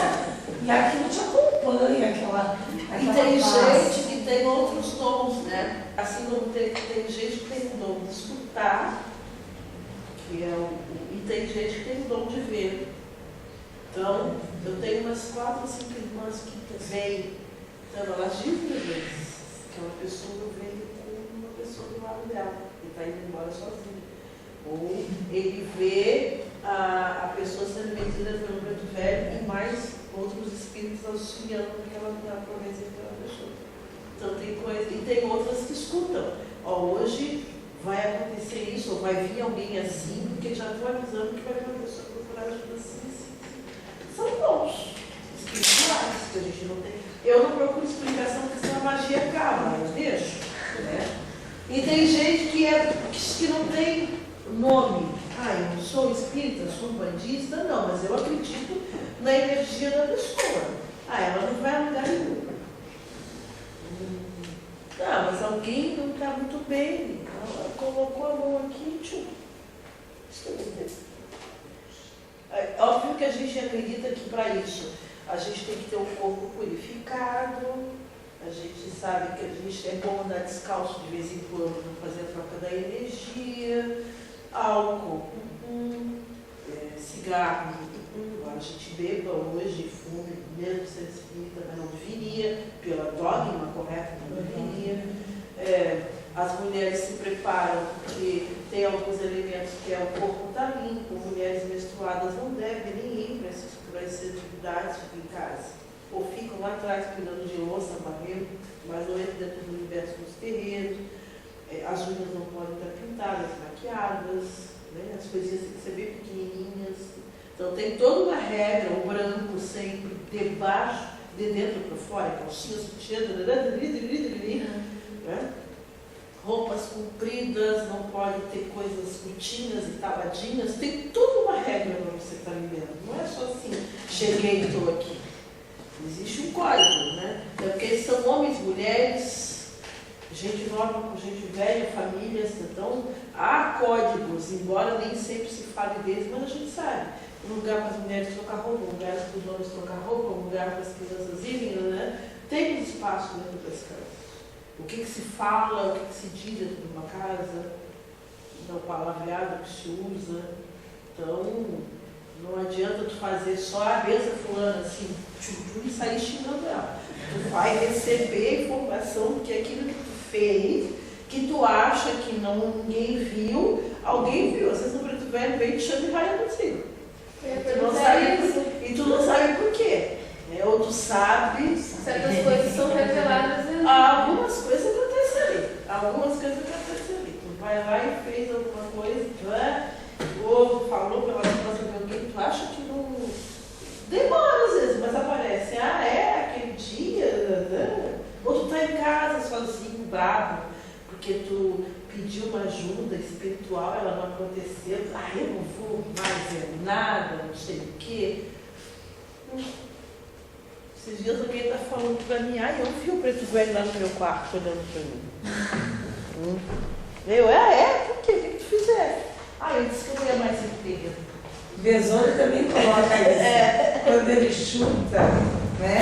Aí depois ele acompanha e depois ele fica, acontece aquele pequeno acidente com ele, passa essa questão, ele contigo, né? Esse canto aí passou e depois uma não lembro detalhes do que aconteceu comigo.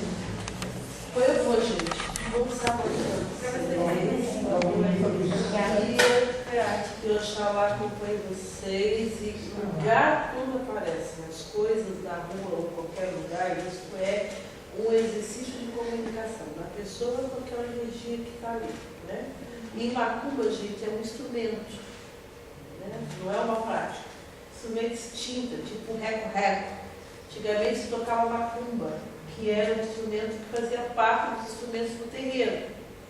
Então as pessoas ouviam e diziam, ó, a macumba já está tocando. Quer dizer que as sessões já estavam se iniciando. Ele está extinto. Macumba não é prática, macumba não é religião. Né? É uma forma que as pessoas estilizam chamando as casas de religião de matriz africana. E aí tem que identificar se é um banda secando, não é? Se é um... Elas têm um nome, têm uma história, têm uma natureza naquele lugar. Você tem que tentar identificar. E alguns estão chegando em Santa Catarina, que eu estou dizendo, por conta dessa população também que está mudando. Então, tem coisas que a gente está acompanhando e também está conhecendo. Cambinda. Chegou agora uma casa Cambinda aqui. Nunca ouvi falar. É uma derivação do Umbanda do Rio Grande do Sul. Então, mas tem coisas que são parecidas. Os nomes do orixá estão uma variação. Tá? Então, beijo, beijo, beijo. Olhem lá os vídeos, deixei um texto para vocês também. Qualquer coisa, manda um e-mail para respondo, tá bom? Obrigada.